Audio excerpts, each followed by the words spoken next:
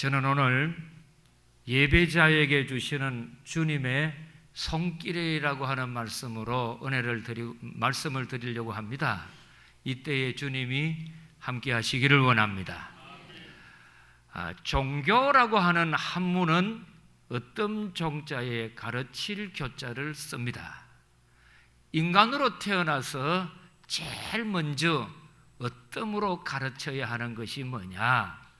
종교, 이 천지 만물을 창조한 조물주의 뜻을 바로 가르쳐야 한다는 것이 종교의 시작입니다. 그리고 모든 종교에게는 똑같이 갖는 행위가 있는데 그게 뭐냐? 예배드리는 겁니다.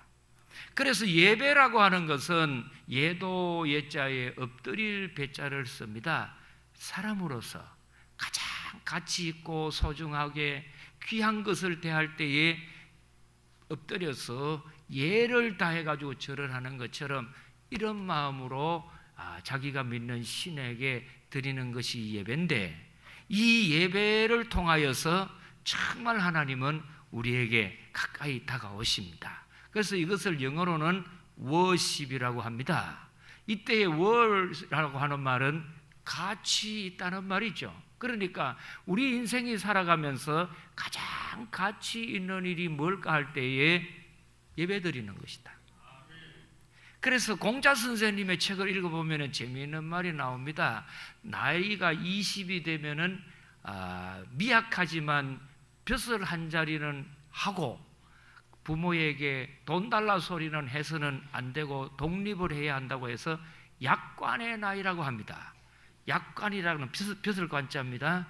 그리고 40이 되면은 불혹의 나이다. 그리고 이제 60, 70이 되면은 그때는 지천명이라고 합니다.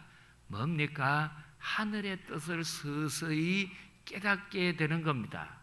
그리고 나면은 이순이라고 해서 귀이자 순할 순자, 귀가 순해져 가지고 들어야 할 소리, 안 들어야 할 소리를 분별할 줄 안다.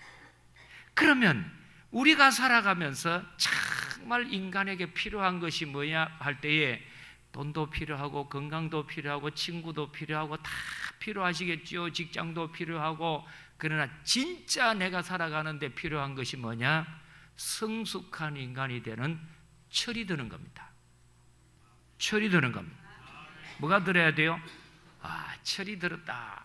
이 철이 들었다는 말은 원래 이게 과수원에서 때가 되면은 철 따라 과일이 맺히는데 설익은 과일이 아니고 제철에 과일이 다 성숙하게 익어가지고 이제 거두어 드릴 때가 되었을 때를 철이 들었다, 이렇게 표현을 한다고 합니다. 그처럼 과일만 그런 게 아니고 사람도 살아가면서 꼭 인간관계에서나 하나님 앞에서 살아갈 때 뭘 해야 하느냐? 철이 들어야 합니다. 그러면 철이 들었다고 하는 상태가 되면은 어떤 상태가 될 때에 우리 아들 철 들었네, 우리 남편 철 들었네, 우리 부인 철 들었네, 이 소리 할 수 있을까? 그럴 때 뭐 심리학에서나 상담학을 쭉 이렇게 읽어보면은 사람이 철이 들었을 때 나타나는 여러 가지 특징들이 많은데 대표적인 경우가 3가지가 있다고 합니다. 첫째로 철이 든 사람은 자기의 감정 조절을 할 줄 안답니다. 그래서 살다가 이래 보면은 철이 안 든 사람은 그 자리에 아무리 속이 상하고 기분이 나빠도 얼굴이 부르락부르락하고 감정을 막 표출을 하고 이쌍 그러고 XX 그러고 막 이렇게 하지 않고 감정 조절할 줄 알아서 마치 뭐 같으냐? 브레이크 밟을 때 적정하고 위험하니까 브레이크를 탁 밟을 줄 아는 감정 조절을 하는 상태가 철이 들었다. 두 번째로는 살아가면서 내 욕심대로만 다 하려고 고집을 부리는 에고이스트라고 하는 이기주의자가 아니고 함께하는 상대방을 배려해주고 이해해주는 상태가 되면은 철이 들었다. 그리고 세 번째로는 가장 가치 있는 일이 뭔지 분별하는 상태가 되면은 철들었다고 합니다. 그래서 실제로 이렇게 이제 가정 생활을 해보거나 또 공동체 생활을 해보면은 나이가 막 50, 60, 70이 되었는데도 철이 안 든 사람이 있어요. 지금 이 자리에서는 저렇게 성질 내면 안 되거든요. 근데 이게 뭐 이런 교회나 공동체만 있는 게 아니고 집에서도 부인들 가운데는 말입니다, 철이 안 든 부인이면은 남편이 부인 데리고 사는 게 아니고 딸 데리고 삽니다. 진짜 이 부인이 철이 안 들었어요. 그래서 남편은 힘들어 죽겠는데 자꾸 돈 내놓으라 그러고, 힘들어서 견디기 어려운데 한 번이라도 위로 말은 안 해주고 늘 바가지나 끌고 올 줄 알고, 이런 부인네들을 보면은 뭐가 안 들었어요? 노시 안 드는 게 아니고 철이 안 들어요. 근데 여자만 그런 게 아니에요. 남자들 중에도 자식이 여러 명 있는데도 아버지 되는 남편이 철이 안 들었어. 이런 거는 아버지가 하면 안 돼. 그래서 철든 부모는 자식들 앞에 절대로 안 하는 말, 힘든다, 어려워서 못 살겠다, 이런 말 하면 안 된대요. 대통령도 아무리 어려워도 대통령 못 해먹겠네. 그러면 대통령 왜 하는데? 목회자가 강대상에서 절대로 해서는 안 되는 거 교인들 앞에 힘들어 못 하겠습니다, 죽겠습니다, 이 말은요 절대로 하면 안 된다 그래요. 왜요? 그러면 네 목회하지 말지 뭐하러 하는데. 그처럼 철이 들었다는 거, 이처럼 이게 중요한데, 철든 사람에게서는 세 번째, 가치 분별력이 참 중요한 겁니다. 철이 안 들면 세상 살아가는데 제일 흔하게 여러분들 내 인생의 가치관의 1번, 돈 버는데, 돈 버는 거는 인정사정이 없습니다. 그 뭐 어느 분 하토 좋아하는 분 보니까 하토 치는 데는 안면 몰수를 한다면서요? 뭐 선배고 후배고 뭐 부모고 자식이고 고수도 파는 안면 몰수다. 그게 맞습니까? 그러나 진짜 중요한 거는 뭐냐 하면은, 철이 든 사람은요 가치 있는 것이 뭔지 분별합니다. 이거는 아무런 하잘데기 없는 것이야, 나는 여기에 시간, 돈 쓰지 않아, 마음 쓰지 않아, 탁 잘라버립니다. 그리고 진짜 중요하다면은 그 일 하는데 돈 아끼지 않습니다. 시간 아끼지 않습니다. 고생하고 힘든다고 그거 포기하지 않고 진짜 내 인생에 소중하고 가치 있는 일이 이것이다라고 하면은 그걸 끝까지 실천해 나갑니다. 오늘 이 본문에는 예배자 가운데 어떤 예배자가 소개되느냐 하면은, 에디오피아의 간다게라고 하는 여왕에 다스릴 때에 국고를 맡았는 네시가 한 사람 있었습니다. 네시는 설명 안 해도 다 아시지요? 굳이 제가 자세히 설명할 필요가 없잖아요. 네시 똥 모르는 사람 같이 그래 앉아 계시는데, 네시가 어떻게 되었는지 최정상의 장관급에 올라갑니다. 장관도 뭐 농수산부 장관 이런 게 아니에요. 뭐 재무장관이니까 한국가의 국무장관급 아닙니까? 근데 이런 장관이 지금 예루살렘을 옵니다. 근데 예루살렘에 오는 이유가 뭐냐면은 예배 한번 드리러 오겠다. 여러분, 내시로 태어나가지고 아무리 내시지만도 마음속에 하고 싶은 일들이 얼마나 많겠습니까? 그런데 이 예배를 드리는 것이 뭐 집 앞에 문만 열면 교회당 뽀로록 오는 게 아니에요. 오늘 이 본문에 에디오피아라고 하는 나라에서 예루살렘, 이스라엘까지 오는 거리 지도를 한번 보세요. 저기는 말이죠, 얼마나 뭐냐 하면은 직선 코스로 하면은 750km입니다. 그럼 750km가 어느 정도 뭔지 영 감이 안 잡히실 텐데, 제일 쉽게 제가 설명을 드리면은, 부산에서, 우리나라 제일 남쪽이 되는 부산에서 북쪽 신의주까지 가는 직선 거리가 680km입니다. 그러면 그 거리가 680km라면은 저 길이 750km니까 뭡니까? 짧습니까? 멀죠. 근데 그 길을 관광 가는 것도 아니고 돈 벌러 가는 것도 아니고 무역하러 가는 것도 아니고 정치하러 가는 것도 아니에요. 뭘 하러 가요? 딱 한 번 예루살렘에 올라가 하나님 전에 예배 드리는 것이 소원이다. 이 마음을 가지고 옵니다. 그러면은 요즘 같으면은 비행기 타면은 뭐 한 1시간 2시간만 하면은 금방 도착을 할 겁니다. 그러나 그 시대에는 길이 없지 않습니까? 이 내시는 자기 지위가 있으니까 어떻든 수레를 타고 그 길을 옵니다.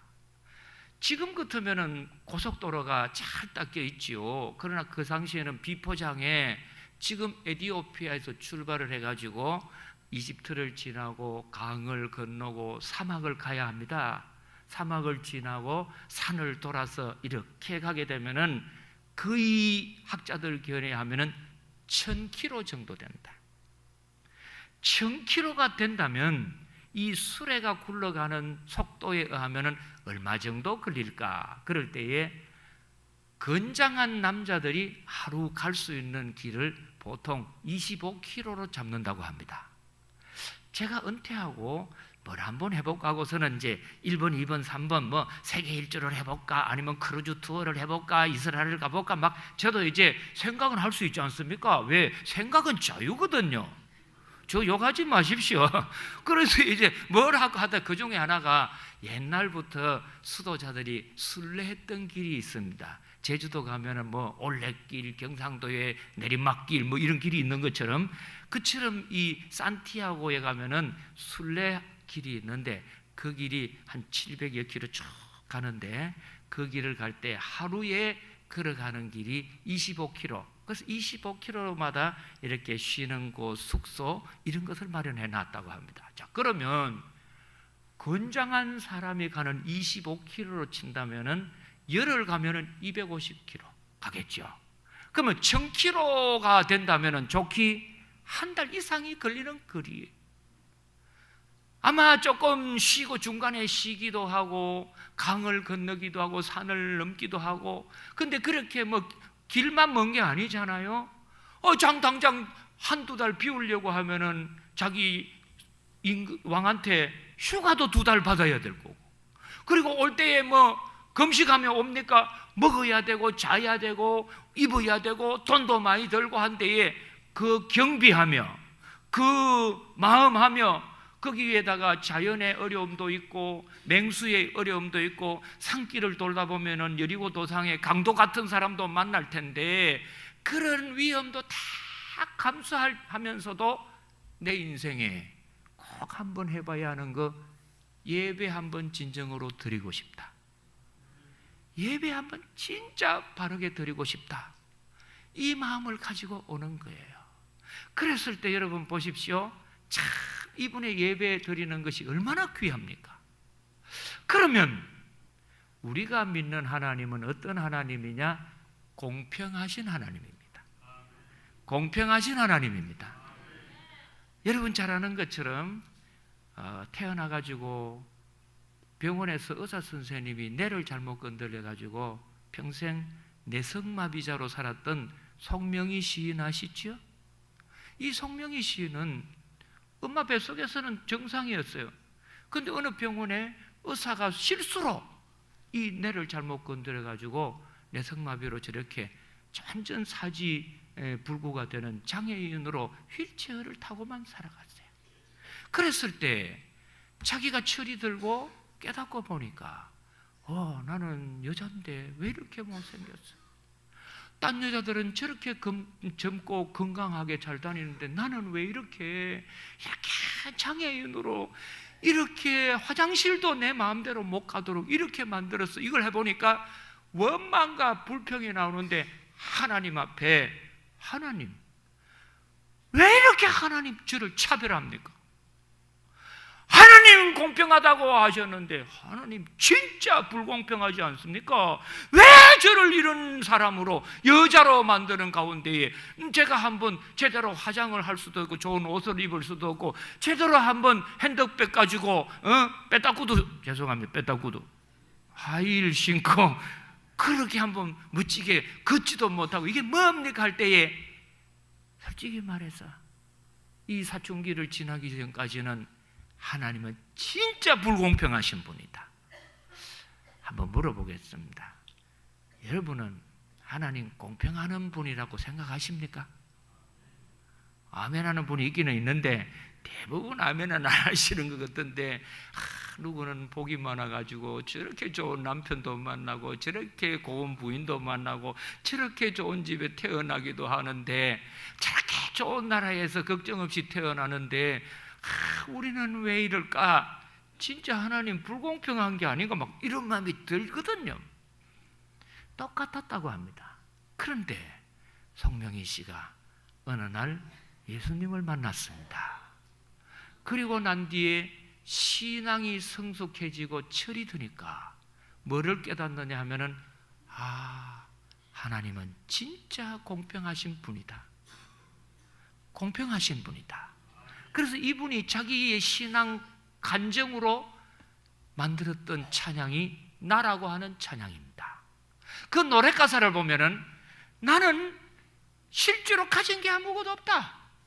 나는 외모도 딴 사람보다 비교해 봤을 때 아무것도 없고, 나는 재물도 없고, 난 남에게 비교해 봤을 때 아무것도 좋고 그런 특별한 것이 없는 것 같지만은, 그러나 뒤늦게 내가 철들고 신앙이 성숙하고 보니까 하나님께서 남이 가지지 못한 것을 나에게 주신 것이 많더라. 나에게 주신 것이 너무너무 많더라. 그래서 하나님은 공평하신 하나님은, 이 고백을 하는 거죠. 우리가 믿는 하나님은 공평하시더라는 거죠. 그래서 딴 사람들은 저렇게 외모적으로 신체적으로 조건이 좋다 할지라도 하나님은 자기에게 은밀한 가운데 영감을 주시더라는 겁니다. 찬양을 하게 하고 간증을 하게 하고 하나님의 모습을 만나게 되고, 딴 사람들이 가지지 못한 것을 보니까 하나님은 불공평한 분이 아니요 공평하게 행한 대로 갚으시고 심은 대로 거두는 주님이시다. 여러분, 공평이라는 말을 한번 생각을 해보십시오. 공산주의에서는 공평이라는 건 똑같습니다. 급식을 하면은, 무상급식 하면은 잘 살았든 못 살았든 똑같이 급식하는 게 공평입니다. 근데 선진국에서는 그런 것을 공평이라고 하지 않습니다. 한번 물어봅시다. 학생이 시험을 쳤습니다. 공부하는 가운데, 시험 준비하는 가운데 잠을 4시간밖에 안 잤어요. 공부를 얼마나 열심히 했느냐? 엉덩이에 물집 생길 만큼 공부를 열심히 했어요. 그래가지고 시험을 쳤는데 100점이에요. 노력을 많이 했잖아요. 그런데 한 학생은 어떤 학생이냐? 제가 경상도 사투리를 그대로 이야기하겠습니다. 공부 시간에 TV 자는 거예요. 그냥 엎드려 자는 겁니다.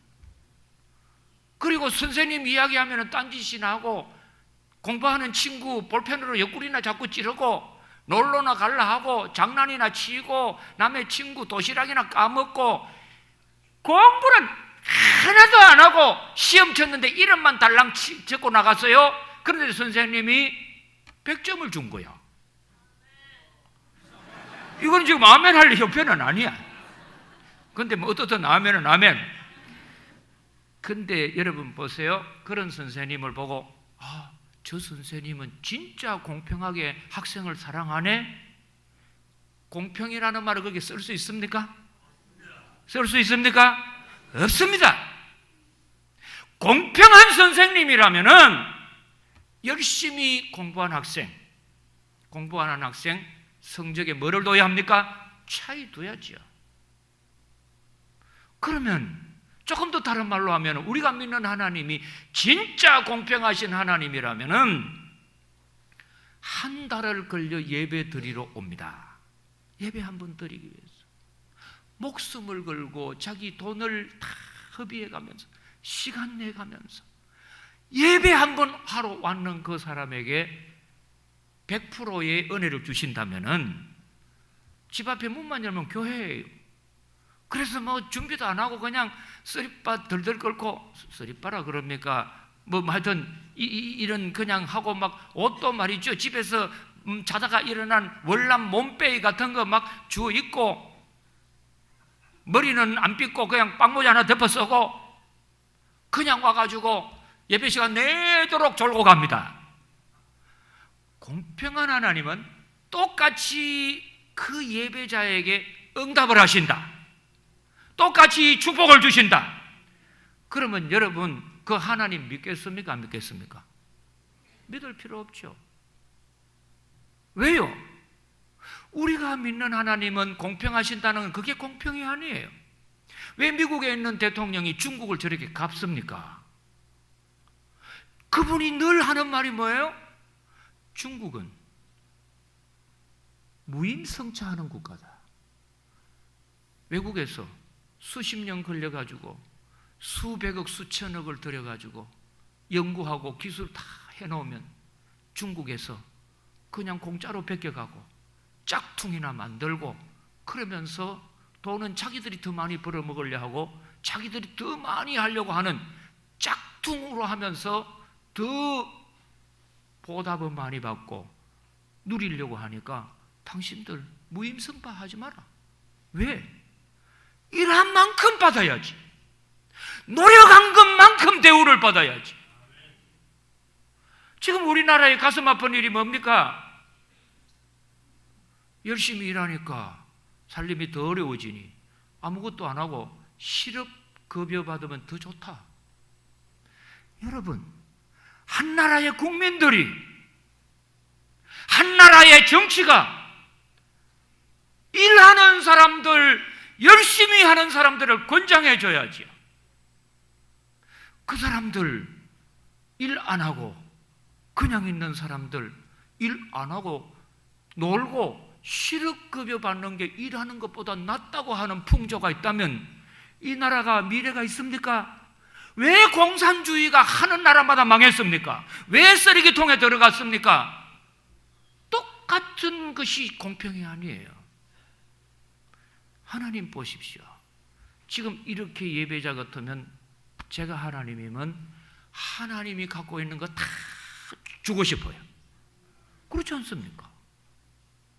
오늘 우리 말레이시아에서 왔는 선교사님 계시는데 우리보다는 멀리서 왔다면 좀 더 예우를 해줘야 될 거 아닙니까?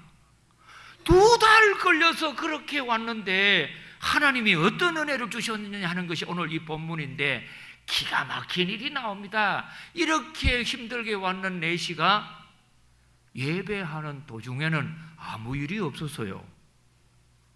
뭔 응답을 받았는지, 성령 충만을 했는지, 문제가 해결되었는지 예배 드리는 도중에는 아무 기록이 없고, 어디서부터 이제 이야기가 나오느냐 하면은 예배를 드리고 내려오는 순간부터 이야기는 시작이 됩니다.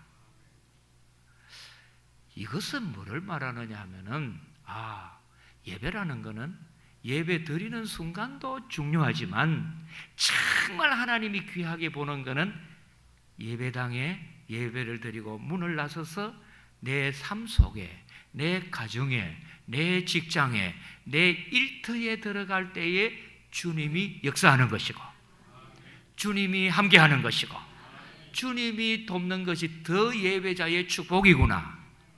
자, 오늘 이 본문 26절 보세요. 도대체 예배 가운데 하나님이 이렇게 수고하는 내시에게 뭔 은혜를 주셨는지 아무것도 안 나옵니다. 자, 26절, 주의 사자가 빌립에게 말하여 이르되 이르러 남쪽으로 향하여 예루살렘에서 가사로 내려가는 길까지 가라 하니, 그 길은 어떤 길이라고요?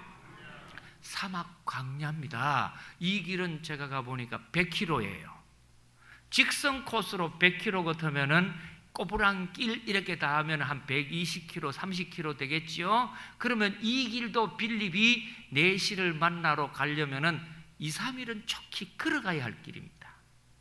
이 길을 이제 하나님은 내시를 위해서 가게 하시는데, 27절, 일어나 가서 보니 에디오피아 사람 곧 에디오피아 여왕 간다게의 모든 국고를 맡은 관리인 내시가 예배하러 예루살렘에 왔다가, 이 내시는 어떻게 하나님을 알고 있었을까 할 때에 그 구약 성경을 보면은 솔로몬 왕 시대에 지혜가 있었습니다. 그래서 솔로몬 왕의 소문을 듣고 아프리카라고 하는 서바 나라에서 여왕이 만나러 왔지 않습니까? 그 여왕이 바로 에티오피아 여왕입니다. 그래서 에티오피아는 고대 역사를 보면 전부 왕은 여자분들, 여왕들이 했습니다. 성가대 에티오피아 옛날에 태어난 복이 많습니다. 그래서 이 여왕의 그 성계되는 세습이 계속해서 여자분들이 이제 왕이 되는데, 그때에 솔로몬을 찾아왔던 여왕이 솔로몬에게 많은 것을 배우고 가면서 부탁을 하는데, 그 부탁 중에 하나가 뭐냐면은 당신같이 지혜로운 사람의 혈통을 나한테 이어가도록 해 주십시오 하고 간청을 합니다. 그래서 솔로몬이 그 여왕하고 혈통을 이어내려가도록 이렇게 동침을 했습니다. 그리고서는 내려가서 이 여왕이 솔로몬의 후예를 낳게 됩니다. 그래서 이것이 진짜인가 싶어가지고 했는데 1975년도에 이스라엘에 이제 귀환이 있을 때 에티오피아에도 유대인 혈통이 있는 사람들이 있다고 조사를 했어요. 그래서 그 에티오피아의 유대인이라고 하는 그 사람들의 그 유전 인자를 조사를 했더니 유대인의 인자를 그대로 갖고 있었어요. 그래서 그때 이제 유대인 귀환을 하게 되는데 그 내력이 지금까지 내려와서 오늘 이 본문에 있는 내시도 그 유대인의 혈통이 자기들에게 흘러내려가고 우리는 하나님을 경외하는 혈통이다. 아마 이걸 들었은 것 같아요. 그래서 그 먼 길을 이제 오게 되고 하는데, 자, 이 본문에 보니 아무것도 없고 28절 우리 한번 다 같이 읽어보겠습니다.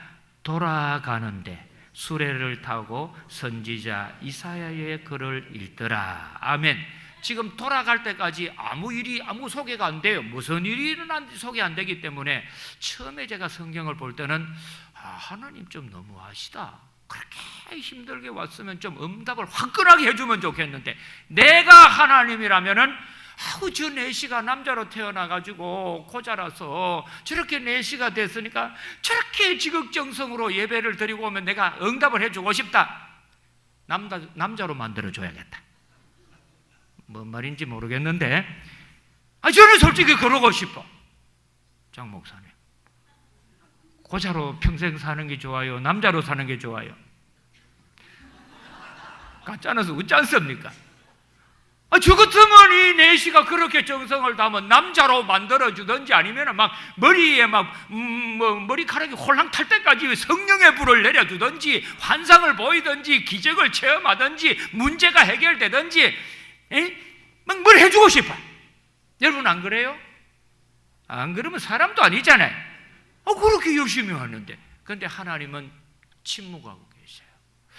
그러면 하나님 불공평한 하나님이 아닌가 싶은데, 하나님은 예배 드리는 순간보다 더 중요하게 생각하는 것은 예배자가 정성을 다하면은 예배 후의 삶을 더 깊이 인도해 주신다.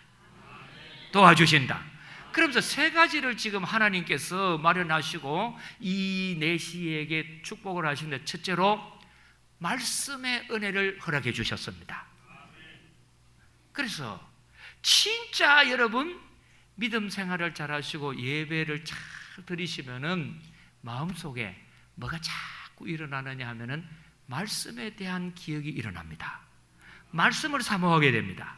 이번 집회를 하시고도 장학일 목사님 모시고 집회를 했죠. 돌아서니까 새까맣게 잊어먹었다 하면은 그 집회 은혜를 못 받은 겁니다. 그런데 진짜 그 집회의 은혜를 받은 분들은 딱 어느 말씀이 심령과 골수에 잘 박힌 목과 같이 딱 박힙니다. 그 말씀을 붙잡습니다. 지금 하나님은 예배 드리고 내려가는 그 내시에게 수레를 타고 할 일이 많겠지요. 온갖 것 다 하고 싶겠지요. 그러나 그 내시에게 말씀을 사모하는 은혜를 주십니다. 두 번째로는 믿음의 사람 빌립을 보내셔서 그 말씀에 궁금한 의문점을 가르쳐 주시는 만남의 복을 주십니다. 만남의 복을 주십니다. 그래서 여러분이 예배를 진짜 정성을 다하여 드려야 할 이유가 뭐냐 하면은 사람을 잘 만나는 인복을 받습니다. 그러므로 하나님을 알기 전에 만났던 그런 사람들하고 예배자가 되어서 믿음 생활하고 나면은 바뀌는 것 중에 하나가 뭐냐 하면은 친구가 바뀝니다. 친구가 어떻게 바뀌느냐 하면은 세상에서 내가 선택했던 친구가 아니요 하나님이 보내주시는 믿음의 사람들로 자기 주의가 바뀝니다. 이게 중요합니다. 그리고 세 번째로 이 내시가 누구를 깨닫게 되느냐, 그 예배 드릴 때에는 구약에서 뭐 소잡고 양잡고 뭐 그리고 뭐 이게 처음이니까 영문이 모르지요. 여러분 가운데도 우리 교회 처음 나와가지고 예배 드리면은 뭐 눈을 감아라 했다가 떠라 했다가 일어섰다가 앉았다가 영문을 알아요 몰라요? 이게 뭔지를 모릅니다. 이 내시가 처음 예배를 드리는데 뭐 알겠습니까? 그렇기 때문에 주님께서는 예배 시간에는 생소하지만 예배를 드리고 난 뒤에 내려가는 길에 빌립을 통해서 예수님을 배우게 되고 예수님을 만나게 되고 예수님의 진리를 찾게 되더라는 거죠. 그래서 이 예수님을 만나고 거기에다가 세례를 받고 났더니 이 내시가 돌아갈 때에 어떤 마음으로 돌아가는지가 40절 보세요. 40절에 보니까 결론적인 부분이에요. 40절 제가 읽어드립니다.